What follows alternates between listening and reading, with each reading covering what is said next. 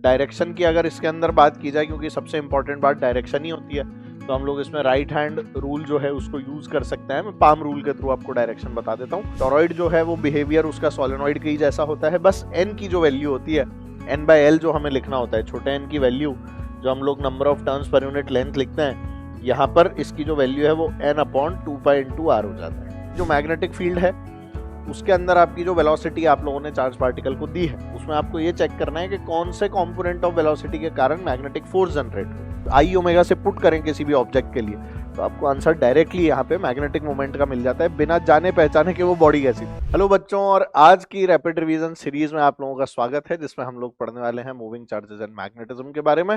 तो आइए देखते हैं बिना कोई समय गवाए मूविंग चार्जेस एंड मैग्नेटिज्म में आपको क्या क्या देखना है। तो सबसे पहले हम लोग मैग्नेटिक फील्ड की बात करते हैं, जैसे हम लोग मैग्नेटिक इंडक्शन के बारे में भी जानते हैं, है ना। बायो-सावर्ट लॉ, जिसे हम लोग बीएसएल बोलते रहते हैं क्लास में, एक छोटे एलिमेंट के लिए हम लोग डिफाइन करते हैं करंट कैरिंग वायर में। ये वाली बात ध्यान रखें, छोटा एलिमेंट, इस पर पहले भी सवाल आया हुआ है, इसीलिए मैं बार बार छोटा एलिमेंट बोल रहा हूँ, डीएल, है ना। तो जो डीबी की वैल्यू आती है वो आती है mu naught mu r upon 4 pi I DL sine theta upon are square. अगर वेक्टर फॉर्म में लिखना है तो mu naught mu r upon 4 pi I dl cross r upon r cube. इसके अंदर हमने मीडियम वाला जो फंडा है उसको काम में ले लिया है। अगर मीडियम ना हो तो सीधे mu naught upon 4 pi I DL sine theta upon are square. तो mu naught upon 4 pi I DL sine theta upon are square, या तो ये लिखें, और वेक्टर फॉर्म में आप लोग आई डीएल क्रॉस आर करके अपॉन आर क्यूब कर दें, उसके अंदर कोई दिक्कत नहीं है। अगर मीडियम के साथ में चल रहा है तो आप लोगों को म्यू नॉट म्यू आर जो है वो लिखना पड़ेगा, जिससे आप मीडियम की परमिएबिलिटी को डिफाइन कर पाए। इस म्यू नॉट की जो वैल्यू होती है वो हम सभी लोग जानते हैं, म्यू नॉट की वैल्यू होती है 4 पाई इंटू 10 की पावर -7, ठीक है। हेनरी पर मीटर भी एक यूनिट है। बाकी आप लोग मैग्नेटिज्म की यूनिट्स के अंदर भी इसको डिराइव कर सकते हैं, ठीक है। तो ये सारी बातें तो हो गई, ये हमारा बायो-सावर्ट लॉ हो गया, है ना। डायरेक्शन की अगर इसके अंदर बात की जाए, क्योंकि सबसे इंपॉर्टेंट बात डायरेक्शन ही होती है, तो हम लोग इसमें राइट हैंड रूल जो है उसको यूज कर सकते हैं। मैं पाम रूल के थ्रू आपको डायरेक्शन बता देता हूँ। तो अगर मान लीजिए करंट जो है वो ऊपर की तरफ जैसा आपको यहाँ जाता हुआ दिख रहा है, तो अंगूठा करंट की डायरेक्शन में पी पॉइंट उधर, तो अंदर पाम से धक्का मारना है, तो जो इसमें मैग्नेटिक फील्ड की डायरेक्शन आएगी वो क्रॉस आ जाएगी। This is the direction of magnetic field, है ना। अब यही मान लेते हैं कि तार जो है वो इस वाली डायरेक्शन में करंट आपका लेकर जा रहा है, पॉइंट आपका इधर है पी, तो इन दैट केस आपको तार की डायरेक्शन में अंगूठा करना है, उंगलियां करनी है नीचे और अंदर को धक्का मारना है। तो वापस से आपने क्या देखा कि मैग्नेटिक फील्ड जो है वो अंदर आ गई। अब इसमें ऊपर की तरफ देखो, मान लो कोई पॉइंट क्यू है, तो हमने देखा कि सर इसमें बाहर की तरफ आ गई मैग्नेटिक फील्ड डॉट। इसके पीछे की तरफ देखा तो करंट इधर है, पॉइंट इधर है, तो ऊपर की तरफ आ गई पीछे। और इसके आगे की तरफ देखा तो करंट हमारा इधर था, किधर कर लूं, इधर, हाँ इधर कर लेता हूँ, पॉइंट इधर है तो नीचे आ गई। तो हमें ये बात पता लगी कि जो लूप में एग्जिस्ट करती है आपकी मैग्नेटिक फील्ड। तो अगर एक करंट कैरिंग वायर है तो आप लोग सिंपली उसको करंट की डायरेक्शन के हिसाब से पकड़ने की कोशिश करें तो आपको डायरेक्टली डायरेक्शन जो है वो पता लग जाती है। ये क्रॉस हो गई, ये डॉट हो गई, और इसीलिए यहाँ आपको कॉन्सेंट्रिक सर्कल्स के अंदर मैग्नेटिक फील्ड जो है उसका वेरिएशन देखने को मिलता है, ठीक है। अब आप इसे कैसे भी बना सकते हैं वो आपकी चॉइस है। यहाँ से बाहर आ रही थी तो इधर हो गई, ये सारे डायरेक्शन बाहर के, और ये वाले सारे डायरेक्शन अंदर जाते हुए, क्योंकि इस पॉइंट से अंदर की तरफ जा रही थी, ठीक है ना। तो डायरेक्शन आपको देखना है। Magnetic induction due to moving charge, अगर चार्ज मूविंग है तो उसके कारण mu naught upon 4 pi q b sine theta upon r cube, ऐसे लिखते हैं हम लोग, b equals to mu naught upon 4 pi q b sine theta upon are square, कुछ इस तरह से आपका आंसर आता है। अगर वेक्टर फॉर्म में लिखना है तो q we cross r upon r cube हो जाता है। ये वाली बात ध्यान रहे, ये एक मूविंग चार्ज के कारण जो मैग्नेटिक फील्ड है उसकी वैल्यू यहाँ पर लिखी हुई है, ठीक है। एक करंट कैरिंग स्ट्रेट कंडक्टर है जो इनफाइनाइट नहीं है, फाइनाइट है। यहां से एंगल थीटा 1 और यहां से एंगल थीटा 2 अगर बन रहा है तो ये आपको रिजल्ट जो है वो देखने को मिल रहा है। आप लोग देख सकते हैं कि अगर करंट ऊपर की तरफ जा रहा है तो मैग्नेटिक इंडक्शन अंदर की तरफ। इलेक्ट्रोस्टैटिक्स की तरह नहीं है कि एक पैरेलल अलग निकाला, परपेंडिकुलर अलग निकाला, एक ही डायरेक्शन में आएगा अंदर की तरफ।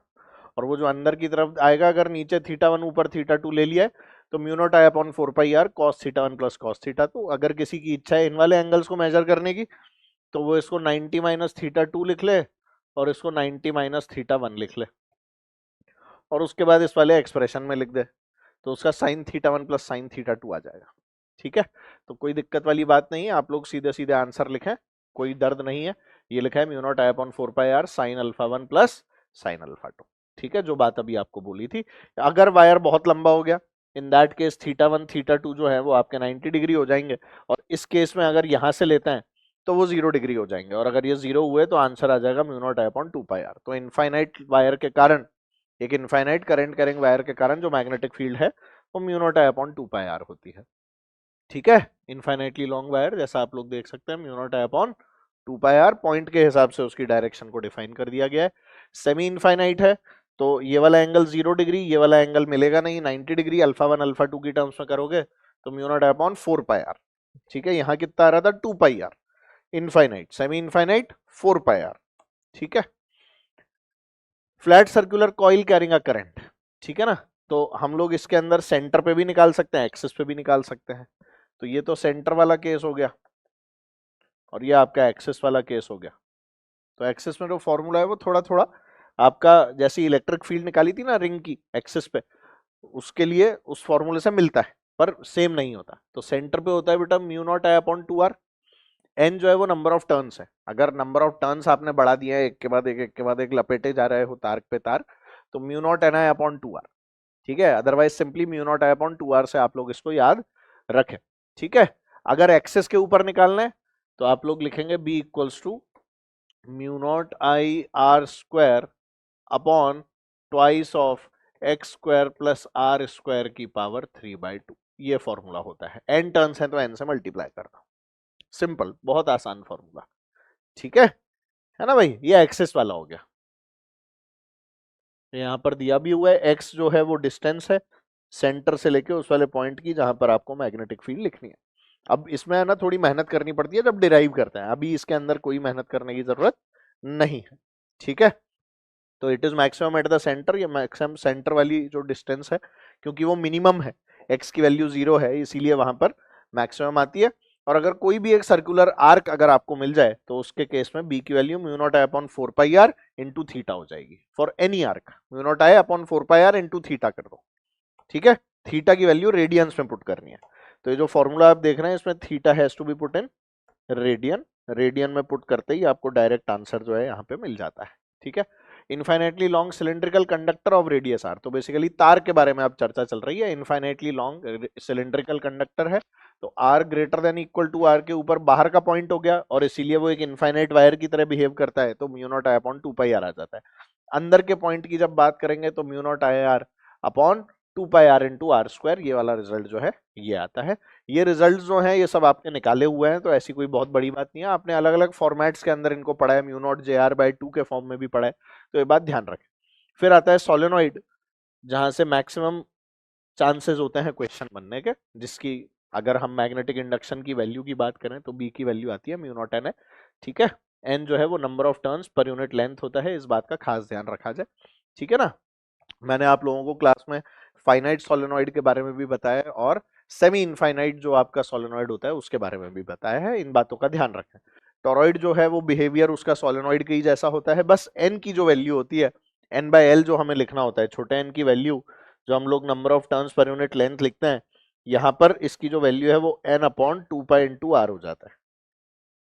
ये वाली बात याद रखनी है। ठीक है, टोरॉइड, क्योंकि टोरॉइड में सोलेनोइड को ही हम लोग घुमा के टोरॉइड बना देते हैं, तो it is the same thing, बस छोटे एन की वैल्यू बदल गई, जैसा कि आप लोग देख सकते हैं। आर एवरेज की वैल्यू भी बताई थी, R1 plus R2/2, inner radius outer radius. ठीक है, तो तार किस तरह से लपेटा हुआ है इस चीज के ऊपर बहुत सारी चीजें डिपेंड करेंगी। Magnetic induction due to current carrying sheet, तो अगर करंट कैरिंग शीट दे रखी है तो इसका भी डेरिवेशन क्लास के अंदर कराया था, तो इसकी वैल्यू जो है वो हाफ म्यू नॉट आई के बराबर आती है। ठीक है ना भाई, और थिक शीट है अगर, तो उसके लिए भी हम लोगों ने पॉइंट्स निकाल रखे हैं। तो अगर P1 पॉइंट की बात करें या अंदर के किसी पॉइंट की बात करें, तो अंदर के पॉइंट के ऊपर म्यू नॉट जे आर के बराबर आती है, म्यू नॉट जे आर, है ना, और बाहर का अगर पॉइंट है तो mu not J D by 2 के बराबर आती है। ठीक है, अगर हम लोग अर्थ मैग्नेटिक फील्ड की बात करें तो ये अब आप लोगों के सिलेबस से जा चुकी है, तो इसके बारे में आपको बात करने की कोई जरूरत नहीं है। ठीक है, एम्पियर्स लॉ के बारे में अगर हम लोग बात करें तो ये एक बहुत ही इंपॉर्टेंट रिजल्ट है जो आप लोगों को देखना जरूरी है। तो when we talk about Ampere's law, तो आप लोग सभी जानते हैं कि एम्पियर्स लॉ के अंदर हम लोग बात करते हैं किसकी, आपके गॉस लॉ फॉर मैग्नेटिज्म की, है ना। ये हो गया आपका गॉस लॉ फॉर मैग्नेटिज्म। और जैसे ही हम लोगों ने गॉस लॉ फॉर मैग्नेटिज्म के बारे में बात की, तब जाके हम लोगों को पता लगा कि गॉस लॉ फॉर मैग्नेटिज्म जो है उसमें integral B dot D L is equal to mu naught into I inside होता है। ठीक है, ये वाली वैल्यू यहां से निकल के आती है ना। तो यहां पर हम लोग क्या ले रहे हैं, यहां पर हम लोग लूप ले रहे हैं। यहां हम लोग क्या ले रहे हैं भाई, यहां हम लोग एक लूप की चर्चा कर रहे हैं जिसकी बात यहां पे चल रही है। ठीक है, एक चार्ज पार्टिकल के अगर मोशन की बात करें मैग्नेटिक फील्ड में, तो हम लोग इस तरह से देखिए मैग्नेटिक फील्ड जो है उसको बनाया करते थे, और ये मैग्नेटिक फील्ड बनाने के बाद में इसमें हम लोग एक चार्ज पार्टिकल को छोड़ दिया करते थे। जब हम लोग एक चार्ज पार्टिकल को छोड़ते थे तो उसके ऊपर जो फोर्स लगती है वो लगती है Q times of V cross B, जिसमें Q जो है वो हम लोग साइन के साथ में पुट किया करते हैं, और फोर्स की जो डायरेक्शन है वो क्रॉस प्रोडक्ट के साथ देखते हैं। तो अगर मान लो दी हुई कंडीशन में किसी चार्ज पार्टिकल को हम लोग V वेलोसिटी इस तरह से दे दें, प्लस Q चार्ज है, तो जब वो V क्रॉस B करेगा तो उस पर फोर्स ऊपर लगेगा, ये इस पे लगने वाले फोर्स की डायरेक्शन है, और इसी कारण से ये अपनी डायरेक्शन को चेंज करता हुआ यहाँ से बाहर निकल जाएगा। ठीक है, अगर हमारे पास में enough amount of magnetic field मौजूद है स्पेस में, बहुत सारी मैग्नेटिक फील्ड मौजूद है, और उसी के अंदर मान लीजिए ये चार्ज पार्टिकल पूरा भी घूम सकता है, आधा भी घूम सकता है, पौना भी घूम सकता है, जैसी मैग्नेटिक फील्ड की प्रेजेंस है उसके हिसाब से हो सकता है कि ये दूसरे एंड से बाहर भी निकल जाए। तो इट विल डिपेंड कि आपके रेडियस जो बन रहा है यहाँ पे उसकी वैल्यू क्या है। ठीक है, तो ये अगर मान लीजिए सेमी सर्कल भी लिया, तो इसका रेडियस अगर कोई निकलवाएगा तो इसके रेडियस की वैल्यू क्या होगी, पूरा सर्कल बनाया तो इसके रेडियस की वैल्यू क्या होगी, वो सारी क्वांटिटीज यहाँ पर निकाली हुई हैं। तो उन क्वांटिटीज को अगर हम ध्यान से देखेंगे तो हमें पता लगेगा कि आर की वैल्यू होती है mv अपॉन क्यूबी। ठीक है, ओमेगा की वैल्यू क्यूबी बाय एम, और फोर्स की वैल्यू क्यूबी क्रॉस बी, जिसके बारे में चर्चा अभी हम लोग कर रहे हैं, है ना। अगर हम लोग इनको थोड़ा सा इस तरह से देखें कि भाई हमने मान लो हेलिकल पाथ बना दी है और कुछ कर दिया है, तो वेलोसिटी का जो कंपोनेंट मैग्नेटिक फील्ड लाने के लिए रिस्पॉन्सिबल है उस कंपोनेंट को देखा जाता है, और उस कंपोनेंट के हिसाब से ही, है ना भाई, जो मैग्नेटिक फील्ड है उसके अंदर आपकी जो वेलोसिटी आप लोगों ने चार्ज पार्टिकल को दी है, उसमें आपको ये चेक करना है कि कौन से कंपोनेंट ऑफ वेलोसिटी के कारण मैग्नेटिक फोर्स जनरेट होगी। ठीक है, अगर आपने पैरेलल कर दिया तो v क्रॉस b के साथ में साइन जीरो तो जीरो हो जाएगा, राइट। तो यहाँ तो कहानी ही खत्म हो गई। तो ये पैरेलल करने का तो कोई उसूल नहीं है, पैरेलल नहीं करना है। हाँ, जो कंपोनेंट 90 डिग्री पे है उसके अंदर घुमाव आएगा, वो जो घुमाव आएगा उसमें आपको मजा आएगा, सिंपल सी बात है। तो वो आपको परपेंडिकुलर कंपोनेंट जो है ना वो ढूंढना है, और परपेंडिकुलर कंपोनेंट ढूंढ के उसी के हिसाब से वेलोसिटी के कंपोनेंट करना है। तो यहाँ वो ऐसे ही ले रहे हैं, v is at an angle theta to B, तो थीटा मैग्नेटिक फील्ड के साथ बन रहा है तो उसका परपेंडिकुलर कंपोनेंट साइन थीटा होगा, तो जो mv अपॉन क्यूबी लिखा था वो mv sine theta upon QB हो गया, है ना। ये बात आपको समझनी होती है। फिर साथ में इसमें पिच डिफाइन कर रखी है। तो पिच जो होता है ना, पिच बेसिकली जो हम लोग जब हीलिक्स बनाते हैं तो इस तरह की हीलिक्स के अंदर पिच जो है वो आप लोगों की दो जो ये हीलिक्स बन रही है ना छोटी है, इनके बीच की जो डिस्टेंस है ना वो होती है यहां से लेके यहां तक, ये पिच होती है, दो के बीच की दूरी। तो इसको हीलिक्स की पिच के लिए हम लोग डिफाइन करते हैं, और जो पिच है उसकी वैल्यू उस कंपोनेंट ऑफ वेलोसिटी के कारण आएगी जो कंपोनेंट आप लोगों ने मैग्नेटिक फील्ड की डायरेक्शन में लिया है, मतलब ये वाला। तो this component is v cos theta while this component is v sin theta, जिसके कारण आप लोग गोला करते हुए जा रहे हैं, नहीं तो जाते ही नहीं। ठीक है, ये कंडीशंस यहाँ पर पॉसिबल होती हैं जिसकी हम लोग यहाँ पे बात कर रहे हैं। ठीक है, लॉरेंस फोर्स की अगर बात की जाए तो जो नेट फोर्स होती है किसी भी चार्ज पार्टिकल पे अगर लगती है in presence of electric as well as magnetic field, तो उसमें QE के साथ में QV क्रॉस B जो है वो भी देखा जाएगा। और ये बात ध्यान रखें कि मैग्नेटिक फोर्स का एज सच कोई बहुत ज्यादा इम्पैक्ट नहीं है, बट इम्पैक्ट तो है, बहुत ज्यादा नहीं है। क्वेश्चंस के अंदर कभी कभार देखने को जो हमें मिलता है उसमें तो लगाना ही पड़ेगा। तो एफ नेट की value QE plus QV cross B, ये वाली वैल्यू याद रहे। ये हमारी इलेक्ट्रिक फील्ड के कारण जो फोर्स है वो आती है, और ये हमारी मैग्नेटिक फील्ड के कारण जो फोर्स है वो आती है। तो ये दोनों ही आपको रिक्वायर्ड होती है। लॉरेंस फोर्स जो है वो यही है Q E plus Q we cross B, इस बात का सबको ध्यान रखना है। ठीक है, चार्ज पार्टिकल जब कंबाइंड इलेक्ट्रिक और मैग्नेटिक फील्ड में होता है, तो ये जो अभी आप लोगों ने बनाई थी ना हीलिक्स, इसमें अगर मान लो मैं इलेक्ट्रिक फील्ड भी ऐसे लगा दूं तो क्यू के कारण एक्सेलरेट भी हो जाता है, यस, है ना। और अगर उसमें भी अगर बी और ई आपस में परपेंडिकुलर हो जाती हैं तो साइक्लॉइडल पाथ लेके भागने लगता है, तो वो सारी कहानी डिफरेंट हो जाती है जो आपको पढ़ना नहीं होता है। ठीक है, साथ में यहां से हम लोग डिराइव करते हैं कि ई अपॉन बी की जो वैल्यू है वो सी के बराबर होती है, electric field upon magnetic field, E बराबर बीवी बोलते हैं अपन लोग। और अगर स्पीड ऑफ लाइट है तो आप लोग सी बोल सकते हो, है ना, ये वाली बात भी ध्यान रहे। तो स्ट्रेट करंट कैरिंग वायर में I D L cross B के बराबर आती है force, I D L cross B. ठीक है, एक स्ट्रेट करंट कैरिंग वायर की जब बात की जाती है तो हम लोग इस वाले फॉर्मूले से सारी कैलकुलेशन करते हैं। डीएल क्रॉस बी करना है, यानी उसी लेंथ को लेना है जिस लेंथ के अक्रॉस आपका करंट बह रहा है, और उसका डीएल क्रॉस बी कर देना है, तो आपको फोर्स की डायरेक्शन मिल जाएगी, है ना। अगर दो लॉन्ग पैरेलल स्ट्रेट कंडक्टर्स हैं तो इन दैट केस अगर मान लेते हैं कि दो कंडक्टर्स आपस में सेम डायरेक्शन के अंदर ही करंट ले जा रहे हैं, ठीक है, तो इसके कारण इस पर बताओ कि मैग्नेटिक फील्ड किधर होगी सर, अंदर की तरफ होगी। ठीक है, तो अब इसमें डीएल क्रॉस बी कर दो, डीएल वही डायरेक्शन जो करंट की डायरेक्शन है, तो डीएल इधर बी इधर, तो फोर्स इधर लग गई, ऐसे देखा जाता है, एफ डीएल क्रॉस बी। चलो अब इसके कारण इधर बताओ मैग्नेटिक फील्ड सर बाहर की तरफ, तो यहाँ मैग्नेटिक फील्ड है भाई बाहर की तरफ। अब इसमें करो डीएल क्रॉस बी, तो डीएल डायरेक्शन वही करंट की डायरेक्शन, बी बाहर है तो इधर को फोर्स लग गई, तो ये आप लोगों की फोर्स इधर लग गई। इस प्रकार से चीजों को यहां पर रन किया जा रहा है। ठीक है, फोर्स की डायरेक्शन जैसा कि आप लोग यहाँ पे देख सकते हैं, ये हो गया। तो यही अगर मान लीजिए हम अपोजिट डायरेक्शंस के अंदर करंट ले जाएंगे तो मेरे हिसाब से आपके लिए अब डायरेक्शन निकालने में आपको कोई मुश्किल नहीं आएगी, कैसे डायरेक्शन निकालनी है, I1 और I2। और आप लोग तो फोर्स पर यूनिट लेंथ भी कैलकुलेट कर सकते हो, जैसा कि मैं जानता हूँ। ये वैल्यू अगर आपको तो भी निकालनी हो तो F/L की जो वैल्यू है वो ये आती है, आप लोग देख सकते हैं F/L की वैल्यू μ0/2 पाई I1 I2 अपॉन R के बराबर, जैसा कि साफ साफ दिखता है।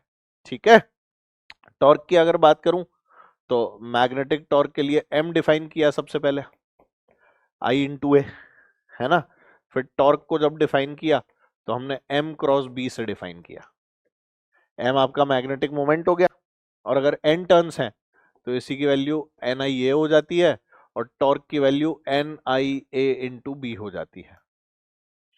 ठीक है ना, ये मैंने मैग्नीट्यूड लिख दिया है, आप चाहें तो इसके आगे साइन थीटा भी लिख सकते हैं, कोई दिक्कत वाली बात नहीं है। तो टॉर्क की वैल्यू यहां से आपको सीधे सीधे मिल जाएगी, है ना, ये भी साइन थीटा, आप लोग इसे बिना साइन थीटा से भी याद रख सकते हो, है ना, बिना साइन थीटा से नहीं, बिना साइन थीटा से। ठीक है, एम की डायरेक्शन ए की डायरेक्शन जो है वो सेम होती है, ये वाली बात भी आपको पता हो। एम को हम लोग मैग्नेटिक मोमेंट बोलते हैं, और इसकी जो वैल्यू है वो एम छोटे एम टाइम्स ऑफ डी से लिखते हैं, जो मैग्नेटिक पोल स्ट्रेंथ कहलाती है ना। तो torque on a close circuit की अगर बात हुई तो वही वाली बात वापस, force experience by magnetic dipole, इसको आप लोग छोड़ सकते हैं, इसके अंदर कोई दिक्कत नहीं है, बाकी तो फॉर्मूला वही है ना, के M1 M2 upon D square, जो डाइपोल के अंदर आती है बात। Force on a random shaped conductor in a magnetic field, तो magnetic force on a close loop in a uniform magnetic field is zero, ये वाली बात याद रहे। Force experience by wire of any shape is equal to force on a wire joining 2 points A and B in a uniform magnetic field, तो आप लोग सीधे इन दोनों पॉइंट्स का जो सिंपल जो डीएल वेक्टर है उसको निकाल के सीधे फोर्स की वैल्यू आराम से निकाल सकते हैं। ठीक है, magnetic moment of a rotating charge की जब बात होती है तो हम लोग आई की value Q omega upon 2 pi से निकालते हैं, क्योंकि आई की वैल्यू क्या होगी, Q B upon 2 pi R हो जाएगी ना, रोटेटिंग चार्ज के लिए जब हम लोग लिखते हैं क्यू बाई टी, और टाइम की वैल्यू कितनी हो गई 2 पाई आर अपॉन वी, और इसी में वी अपॉन आर को ओमेगा कर दिया, तो ये क्या हो गया क्यू ओमेगा अपॉन 2 पाई। और m क्या होता है आई इंटू ए, तो आई की वैल्यू कितनी है क्यू ओमेगा अपॉन 2 पाई, और एरिया कितना है भाई पाई आर स्क्वायर, तो पाई ने पाई को मारा, तो यहां से m की जो वैल्यू है वो कितनी आ गई Q omega R square by 2, यहां से ये वाला रिजल्ट जो है जनरेट होकर आता है। ठीक है, this is how the result is generated, तो ये आ गया देखो Q omega R square by 2, है ना। रिजल्ट इंपॉर्टेंट है, डिराइव भी कर सकते हो उसी समय, क्योंकि इस पे सवाल पहले भी आ चुके हैं। तो ratio of magnetic moment to angular momentum of a uniform object which is change uniformly is always a constant. तो m/l की जो वैल्यू है, जो आपको क्लास में भी बताई गई थी, q/2m के बराबर होती है। बहुत सारी चीजें यहाँ से सॉल्व हो जाती हैं। इसमें l जो है वो आपका एंगुलर मोमेंटम होता है, जिसकी वैल्यू अगर आप लोग i ओमेगा से पुट करें किसी भी ऑब्जेक्ट के लिए, तो आपको आंसर डायरेक्टली यहाँ पे मैग्नेटिक मोमेंट का मिल जाता है, बिना जाने पहचाने कि वो बॉडी कैसी थी।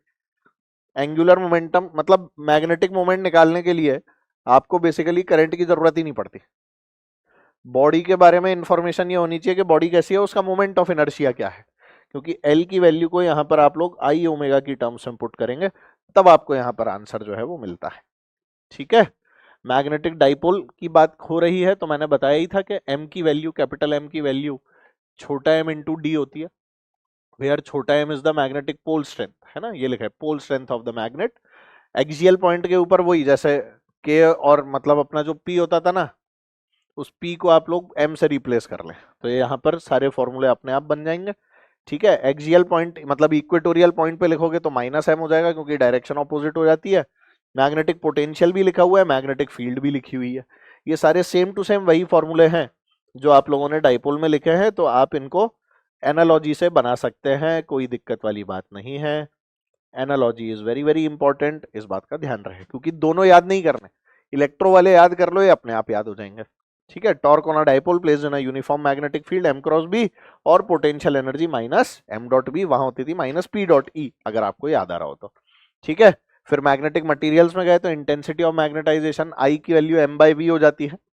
ठीक है, magnetic moment per unit volume से निकाल लेते हैं। Magnetic induction mu naught into H होता है। ठीक है, और मैग्नेटिक परमिएबिलिटी b/h होती है, ससेप्टिबिलिटी 1/h हो जाती है। ठीक है, एक्सएम की जो वैल्यू है I/h, और क्यूरीज लॉ जो होता है वो हमें बताता है कि पैरामैग्नेटिक मटेरियल्स के लिए एक्सएम या susceptibility is inversely proportional to temperature, तो इस बात का भी सबको ध्यान रखना है ना। क्यूरी वाइज लॉ जो फेरोमैग्नेटिक मटेरियल्स के लिए होता है, उसमें एक क्रिटिकल टेम्परेचर या क्यूरीज टेम्परेचर को अलग से डिफाइन करके T-TC कर देते हैं, पर मेजरली आपको ये तो याद रखना ही है कि XM is inversely proportional to temperature. Curie Weiss के अंदर T-TC only for ferromagnetic materials, diamagnetic के लिए इसको डिफाइन नहीं करते हैं, पैरामैग्नेटिक और फेरोमैग्नेटिक के लिए। ठीक है, charged particle moves perpendicular to magnetic field, its kinetic energy will remain constant but momentum changes because magnetic force acts perpendicular to velocity। ठीक है ना भाई, तो मोमेंटम चेंज होगा वेलोसिटी की डायरेक्शन के कारण। If a unit north pole rotates around a current carrying wire, then work has to be done because magnetic field produced by current is always non-conservative in nature। ठीक है, conductor में free electrons keep on moving but no magnetic field acts on a conductor in a magnetic field because in a conductor average thermal velocity हमेशा zero होती है, बाहर से कोई source लगा हुआ नहीं होता है। ठीक है, तो magnetic force between two charges generally much smaller than the electric force between them because speeds of charges are much smaller. तो ये जो रेशियो आता है ना, F electric upon F M वाला, ये वाला रेशियो आता है c²/v², है ना। तो इससे ये पता लगता है कि c तो बहुत बड़ी है, तो इस रेशो के अंदर भी Fe जो है it becomes very very greater than Fm, और इसीलिए Fm का कोई बहुत ज्यादा सिग्निफिकेंस नहीं है जब इलेक्ट्रोमैग्नेटिक वेव्स पढ़ते हैं तब भी, और मैक्सिमम चीजें जो है वो Fm के ऊपर ना होके Fe के ऊपर ही काम कर रही होती हैं। बहुत सारे सवाल मैंने इसके अंदर आपको दे रखे हैं, आप लोग देखिएगा, क्लास के ही मैक्सिमम सवाल आप लोगों को लगेंगे कि एज इट इज रिपीट हो जाते हैं, वही वाले सवाल जो आपसे पूछे गए क्लास में, एज इट इज सवाल आपका एग्जाम में आ गया, तो इन सवालों को जरूर से देखिएगा। ठीक है, और इन वाले सवालों को देख के हम लोग मैग्नेटिज्म वाले चैप्टर को अभी समाप्त करते हैं। तो मिलते हैं फिर आपसे अगले चैप्टर के साथ। Till then bye bye, see you, take care, sayonara and जय हिंद।